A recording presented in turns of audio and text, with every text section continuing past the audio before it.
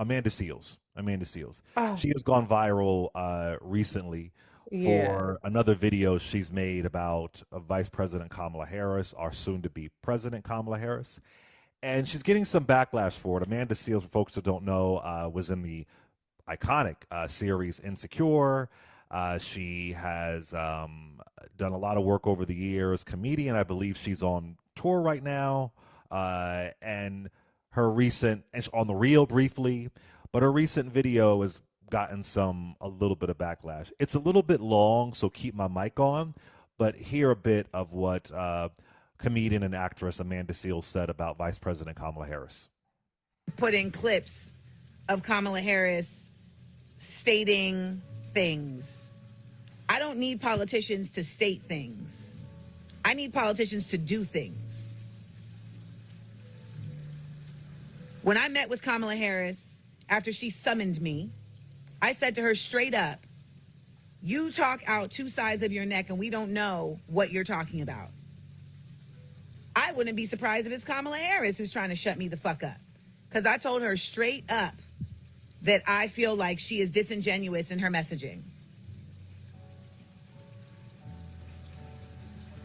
And she said to me, well, you're being too critical. And I said, I am a voter. I'm supposed to be critical. That's my job. And I want to see actions. She said, well, how am I supposed to talk about racism in America without calling Americans racist? I said, well, first of all, there are many racist Americans, but there's Okay, let's bring it also down. policy. I'm only bringing it down because we don't. I'm not saying she's a liar. We don't have any proof of that conversation. So I don't know if that's Yeah. exactly what Vice President Kamala Harris said. Because she's talked about racism in America a lot and sponsored a good amount of bills around race in America. But she's getting a lot of backlash for this. And Reese Colbert, what are your thoughts? Well, apparently she's seen the video that I made. That was like Where a year or two ago, right? that was, Yeah, yeah, that was 2023. And which is so, resurfaced. Yeah, yeah, it resurfaced. So for people who acted like I was just picking on her, no. She made a comment. We talked about this actually last year, and I was on Van Lathan's podcast, Van Lathan and Rachel, their podcast, Rachel Lindsay. So the the notion that she doesn't care about what people say, she cares about what they do, when the whole premise of her beef with Kamala Harris was that Kamala Harris didn't say this very specific thing, which is that America's a racist country, while she ignored all of the other parts of that very same statement. Now, mind you, when I made the video in 2023, Amanda Seals, she said that Kamala lost her when she said America is not a racist country and hasn't gotten her back yet. That was 2 years between the time where VP made that comment, and it was like we've already discussed many times, a trick comment, and the time where Amanda Seals set made up by this. Tim Scott and yeah, Yeah, it was all former that. and Ryan people. Yeah, yeah. There were 2 years that went by between the time she said that and when Amanda gave this interview with Jason Lee. So it wasn't just clips of me showing that Kamala Harris says things. It was clips demonstrating that these are the issues that you say are important, that they are talked about. Oh, these are all the things that she should be pointing out. And I demonstrated where each time she pointed those very things out. So she's moving the goalposts. But which one is it? You want her to say things, oh no, I don't care about what you say. I care about what you do. Okay, well, we can talk about what Kamala Harris has done. I just posted a video from a live that I did last night. So let's talk about what Kamala Harris has done to address racism in this country. We can talk about what she's done all the way from district attorney to attorney general to US senator to vice president of the United States. None of these things that have been acknowledged from Amanda, that I don't follow her. She blocked me years ago because I asked her a question about Kamala Harris and she was like, girl, bye. So she can't even hack it in a debate. You know, she don't even want to be challenged, but that's fine. That's her prerogative to block whoever she wants to block. I don't lose sleep over it. So I don't follow her. I see whatever's reposted. But the moral of the story is You erase, minimize, ignore. Maybe you're just ignorant to it. All the things that Vice President Kamala Harris has done. But let's go through some of the highlights. Okay, let's talk about as Vice President. But Kamala Harris led up the task force, the PAVE task force. We talked about it plenty of times on this show, on Clay Kane's show. We talked, like, she led up, and I was personally at the White House supporting on this, the home ownership appraisal bias task force, which then housing secretary Marsha Fudge led I up. thanked her for that in person. Remember that, Reese, at the Yes, Black you History Month did. event? I said, thank you for the PAVE action plan. Yeah. Exactly. So this was something that impacts generational wealth for Black people, our wealth, which is already disproportionately lower. Homeownership is a path to wealth for Black people, closing the inequality, closing the gap in terms of our wealth and our worth.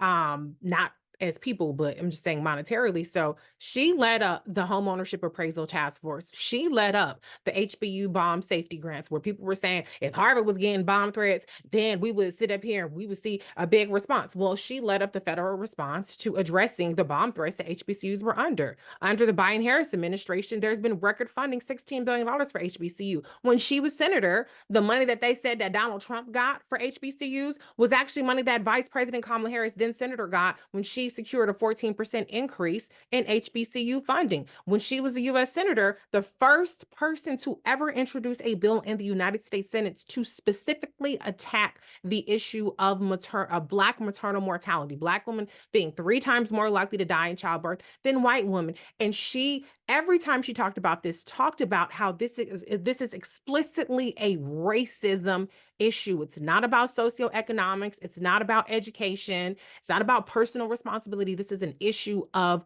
race. We could talk about what she did in terms of introducing legislation for the first time for Juneteenth to be a federal holiday. When she was a senator, it became a holiday under Biden Harris.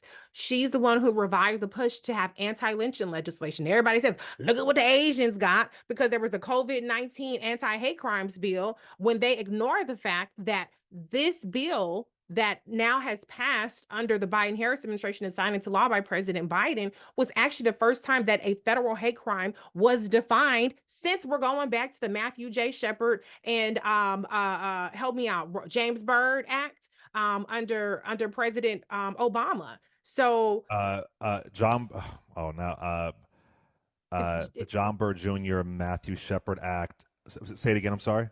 I thought it was James James Byrd Jr. Yeah, James Thank you. Byrd James Jr. Byrd Jr. Yeah. Matthew Shepard, Mhm. 2009 Hate Crimes Act. Yeah, so that was the last time there was a new definition of hate crimes. The COVID-19 anti-crime hate bill was not a new definition. It was not a new class of hate It crimes. was to expedite data.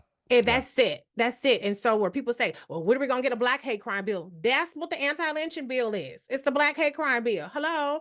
So these are the kinds of things that people have said are important. When we've tackled environmental justice, getting lead pipes eradicated throughout the country, this is something that disproportionately impacts Black people. This is something that the governor of Mississippi, Tate Reeves, blocked infrastructure money to go towards water infrastructure in the city of Jackson, Mississippi, where they were under hot boil water notices because of the money that was blocked from the federal government, the Biden Harris administration, to Jackson through the Republican governor. And so we have seen time and time again where Vice President Kamala Harris has not only spoken about racism, but has actually been leading the charge on closing inequities in our system, systemic inequities that have persisted for centuries, if not decades. Okay. So any notion that Kamala Harris has only given speeches, any notion that the clips that I said that I compiled that went directly to what Amanda Seales said need to be talked about. Now it's not okay to talk about it. You need to do work.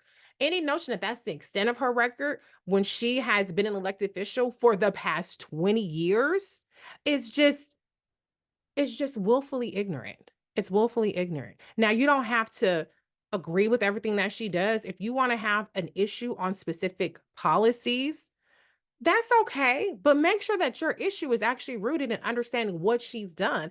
And make sure that your issue is also what the people who have obstructed things, like when she led the charge in the administration to try to get civil rights legislation passed, the John Lewis Voting Rights Act, and then the other, I forget the name of the other bill, Guess what? George It was Floyd Policing filibustered. Act. Didn't she write that? The George Floyd Policing Act? Yeah, She George co-wrote it? Floyd, Yeah. but I'm talking about when she took on voting rights as part of her Oh, portfolio. the Freedom to Vote Act. Freedom to Vote Act. That's it. Yeah, yeah, Yes. yeah. Yeah. That was blocked by the Republicans in the US Senate. So have the smoke Like Tim Scott.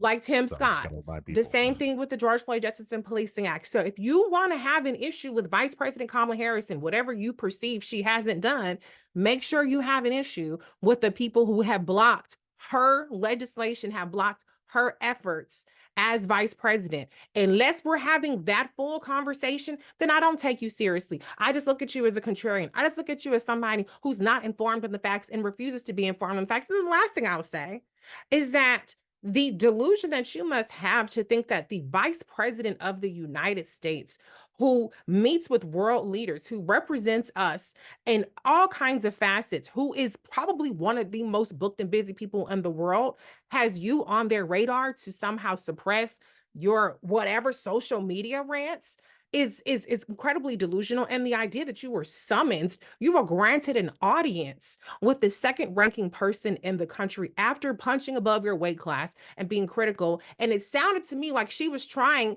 to come to a place of understanding that you're not entitled to. And yet it sounds like she made an effort. Do you know how many people would love to have an audience with her? Do you know how many people actually support her that don't get an audience with her? And here she was meeting with a critic, trying to have an honest conversation, and you're out here characterizing her like super bitch. I don't think so. So there's just so much levels of delusion and of an inflated sense of importance. And to be frank, lack of information. And I don't know if it's just refusal to come off of your high horse of where you said and how you characterized her record. And now, you don't want to be like, oh, okay, well, now that I know, you don't want to do that. I don't know why that's too difficult. But the reality is, if you care about the issues, if you care about the facts, it's all there. All the receipts are there. Well, I'll say that, one, what you're breaking down, this isn't anything personal about Amanda Seals. No. I think it's ridiculous when folks attack her personal life or her family. I just think that's very strange and isn't personal. It's about, I guess, the policy points that she's saying has or hasn't happened, right? The one thing that I'll add is I believe it's in this video or it could be a previous video. I'm not sure. And I've heard a lot of people say this. Third party, third party, third party. I was mentioning this yesterday. We do have other political parties in this country.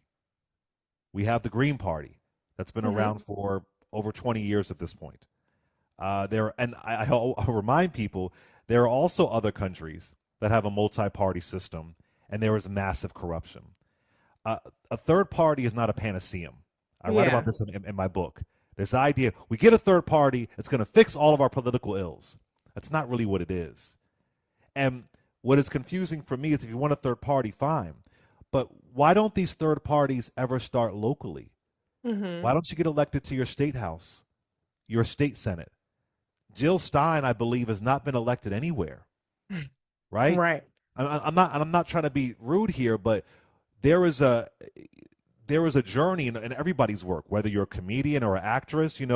More than likely your first role was not going to be a starring role in a Jordan Peele movie. You're gonna move. You're gonna rise up a little bit. And this idea that I hear this every election cycle, third party. It takes years and years to build a third party. Yeah. Years to do that. So if you really believe in that, you got to put in the work to do that. And my idea has always been, why don't we take over the Democratic Party the way the Republican Party has the way that the Tea Party, then the MAGA Party, has taken over Republicans? We can barely even get folks out to vote sometimes. Yeah, for real. And we're talking about third party. Why don't we work on getting folks out to vote? Or maybe if you believe in these things, get enough people in Congress to pass Rep. Sheila Jackson's Lee reparations bill that could never pass because there weren't enough folks in Congress. So I think sometimes we have this backwards conversation looking at the top and not looking at civics, not looking at how government works, that if you want these things to happen, you have to have more folks in office to support these things. Yeah. And that doesn't seem to be the conversation. And Vice President Kamala Harris, I would think soon to be president, she's going to need more people in Congress to execute her agenda because of what you just said. Those things we wanted passed, we couldn't get it through Congress. Mm-hmm. Unless you want to, like Project 2025 wants to do, dismantle Congress Yeah. and make the president a king. I will criticize this country through and through, but I do know because of our checks and balances, all things haven't fallen apart quite yet. Yeah. So the third party solution it's redundant. I hear it all the time. Not keeping in mind that it really is the money in politics, and Mm-hmm. that if you want to have a certain kind of change, I mean, show me a significant members of the Green Party in the House or the Senate. So yeah, so that's one of the things that I always hear, and I just want us to be, think critically of what that really looks like and how. I mean, Frederick Douglass tried to do this in Mm-hmm. 1864, Mm-hmm. but then when he saw that Abraham Lincoln might lose, he pulls back. It was called the Radical Democracy Party. So these things take time, but if you really believe in that, you got to start now and start trying to elect people locally. But sometimes it appears just to be chatter on social media. Um, yeah. But here's the thing. Okay, if we want to talk about third party, you want to sit up here and demand receipts that you ignore about what Democrats do in Congress, in the White House, whatever the situation may be. And yet these people have to show you all this evidence that you ignore about the things that they've done, but yet you would sit up there and advocate for a third party candidate that has not done shit. Name one motherfucking piece of major legislation that has ever been put forth by a third party candidate.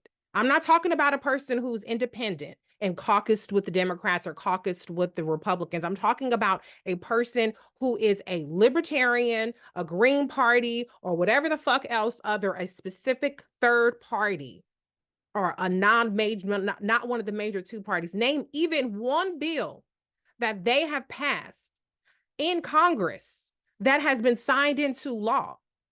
You don't have receipts from people that you're willing to give a presidential vote to on the third party. And yet every time that we list 100 things, 10 things, even 5 things that a person who's actually on the ticket for one of the major parties, I'm going to focus on the Democrats because I don't support what the Republicans do, you dismiss that. So why don't you keep the same energy? You don't demand receipts from people. I can run for third party and be like, yeah, everybody getting $1 million.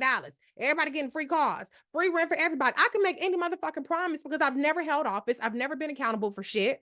I've never had to make compromises. I've never had to convince people that are duly elected and that are independently elected in their jurisdictions to support what the fuck I'm talking about. So it's easy to promise the moon and the stars when you've never been an elected official. You've never actually had any accountability to constituents. So to me, if you don't want receipts, or if not having receipts from these third party people is okay, then what the hell is your problem for people who actually have the receipts? That's where the disconnect is for me.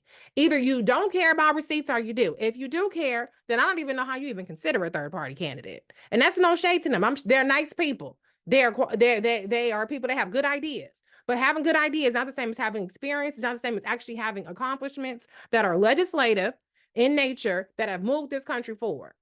That's just what I'm trying to understand. Why don't you have the same energy for the third party? Why don't you have the same energy for the Republican Party?